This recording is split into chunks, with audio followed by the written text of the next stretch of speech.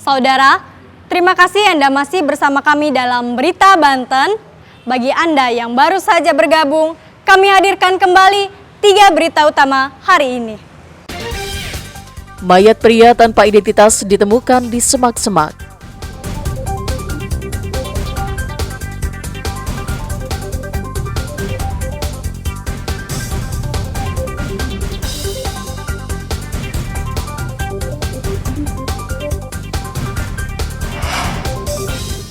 Buntut kasus pembubaran doa bersama, Pemkot Tangsel panggil pihak yang berselisih.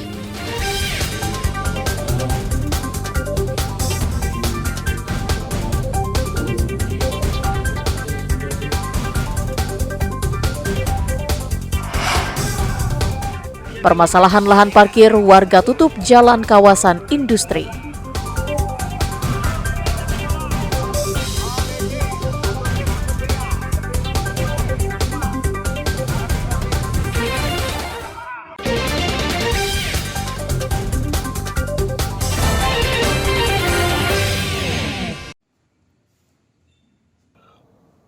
Farel Valeria, remaja berusia 18 tahun ini, merupakan calon jemaah haji termuda asal Kabupaten Pandeglang.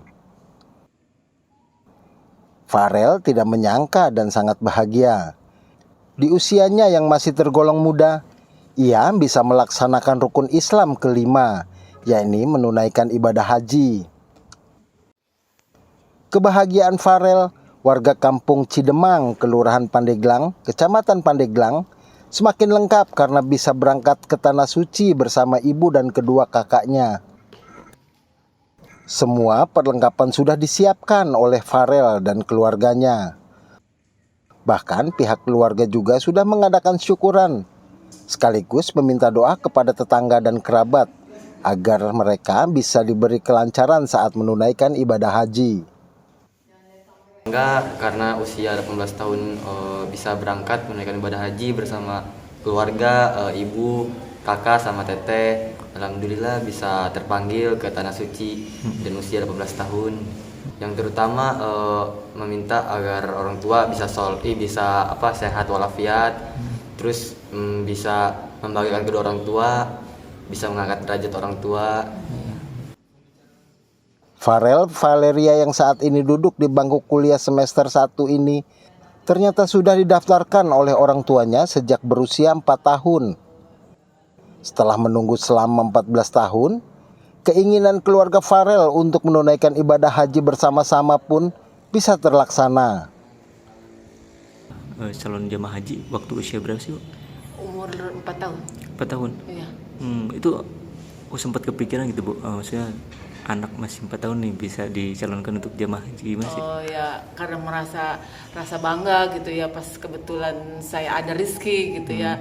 Saya pengen niatan gitu, nanti kalau waktu di Mekah saya berdoa pengen kalau suatu saat nanti tuh saya pengen ngedaftarin anak-anak gitu untuk bisa berangkat haji sama-sama gitu. Nah sekarang alhamdulillah gitu ya, maksudnya tuh keinginan saya tuh dikabulkan gitu sama Allah gitu. Bisa berangkat bareng anak-anak. Oh, emang berapa anak, Bu, yang ikut? 3. 3? Iya. Oh, yang terakhir Farel? Yang terakhir yang Farel ini umur 18 tahun sekarang. Oh, ya gagalnya berangkat 2022 itu yang utama itu ya karena COVID itu gitu. Jadi tidak ada pemberangkatan selama 2 tahun itu. Farel dan keluarganya rencananya akan diberangkatkan ke Tanah Suci pada tanggal 17 Mei mendatang bersama ratusan jemaah haji asal Pandeglang lainnya.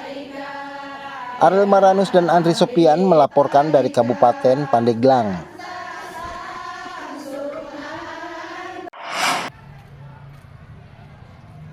...2.435 orang peserta mengikuti tes CAT, Panitia Pemungutan Suara atau PPS yang dilaksanakan KPU Lebak di 2 tempat yaitu SMKN 1 dan SMKN 2 Rangkas Bitung. Untuk tes CAT sendiri dilakukan selama 4 hari, dengan perharinya dilakukan 5 sesi. Beni, salah satu peserta, mengaku baru pertama kali ikut tes seleksi PPS dan berharap dirinya lolos dan terpilih menjadi PPS di desanya. Tes CAT PPS. Sebelumnya pernah jadi PPS atau belum? Ini baru pertama. Terus tadi gimana pas tes pertama gitu? Lumayan, ada yang soalnya ada yang dipelajari, ada yang nggak dipelajari juga ada. Oh, gitu. Untuk seri apa nih? Harapannya lolos.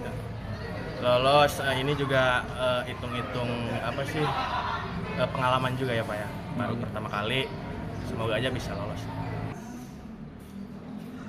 Sedangkan Titi Suningsih, peserta asal Lebak Gedong, mengaku sudah 2 kali ikut PPS dan optimis dirinya kembali terpilih menjadi anggota PPS di desanya. Ikut apa nih? Ini lagi tes CAT ya, Oh gitu. tes tulis Apa?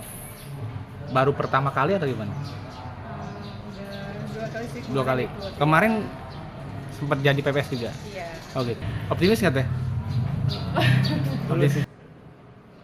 Sementara Dewi Hartini, Ketua KPU Kabupaten Lebak mengatakan harus menjaga integritas pemilu kada serentak agar berjalan sesuai dengan aturan. CAT untuk PPS. Ada berapa Bu yang ikut? Jumlah total yang mengikutinya 2.435 orang. Dari 345 desa dan kelurahan yang ada di Kabupaten Lebak. Oh gitu.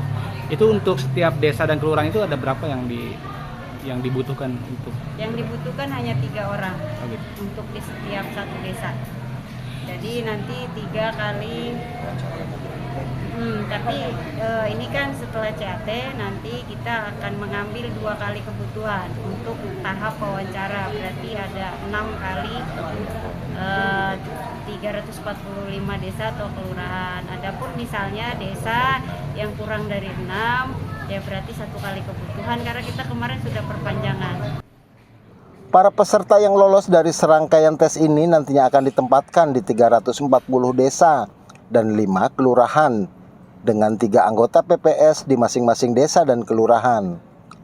Ariel Maranus dan Sajiwa Pratama melaporkan dari Kabupaten Lebak.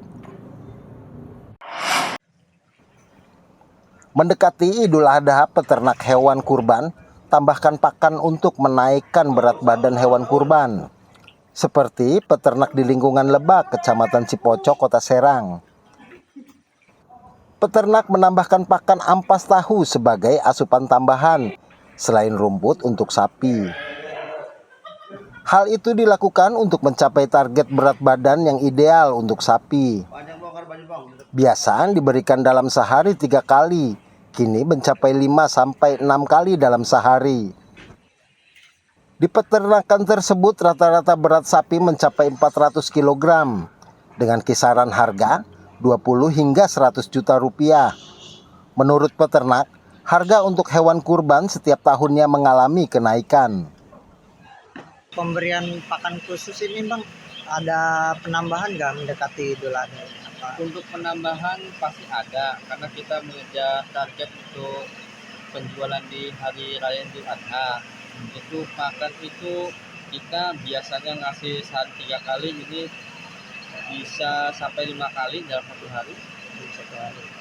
Untuk harganya sendiri Kang, ini untuk sapi atau ini ada kenaikan nggak sih Kang setiap tahun? Setiap tahun pasti ada penaikan dari jawanya. Kita kan tidak terpaku dengan harga sih, yang penting kita, soalnya kita di sini tidak hanya untuk hewan kurban, hari-hari pun ada untuk dijual daging. Jadi kita di sini tidak hanya menjual hewan kurban. Pada momen Idul Adha tahun ini, peternak mengaku dapat menjual hingga 120 ekor sapi dengan omset bisa mencapai lebih dari 500 juta rupiah. Ariel Maranus dan Fajri Munawir melaporkan dari Kota Serang.